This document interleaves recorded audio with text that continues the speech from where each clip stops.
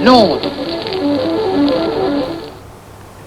Last year, I was one of a small number of MEPs to vote against the fixing of mobile phone roaming charges around the European Union. Most of my colleagues thought they'd finally found a popular European measure, a way to bring down costs for travellers. But of course, there's a flip side. If you bring down costs in one place, the companies need to recoup it somewhere else. And sure enough, this is exactly what has happened. There have been 2 studies since that have found that the reductions that would have otherwise happened in the phone bills of non-travellers have been much slower. In other words, people who don't travel are subsidising people who do. There are kids on housing estates in my constituency who are not regular EU travellers, who are not benefiting from the deal that they otherwise would have done, so that I, as an MEP, and all of my colleagues and Eurocrats can travel around the EU without having to worry about mobile roaming charges. Why do these things happen? Well, it's what economists call concentrated gains and dispersed costs. You have a group of people who are very obvious winners, those who no longer have to come back and worry about their phone bills when they've been on holiday.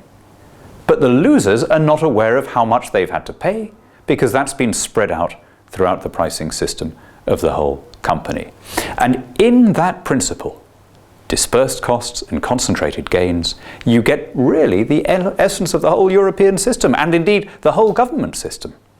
Almost all modern governments operate to some extent on the same basis. Now, the fact that the mobile phone charges have not fallen to the extent that they would have done, that a perfectly good, competitive market with several competing providers was regulated to no good purpose, has not deterred Eurocrats and MEPs from extending the principle. We have just voted in this Parliament on price fixing in the charges that credit card companies get from merchants, from retailers. Why? Again, there was a competitive market, there was no evidence of failure.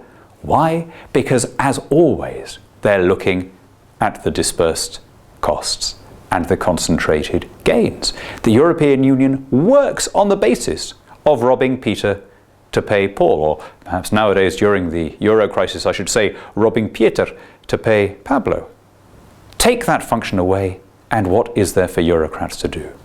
The only way to get around the problem is to take budgetary decisions more closely to the people they affect, to disperse the money and to reduce the distance between government and governed. But of course, if you did that, you'd be putting a large number of Eurocrats out of business.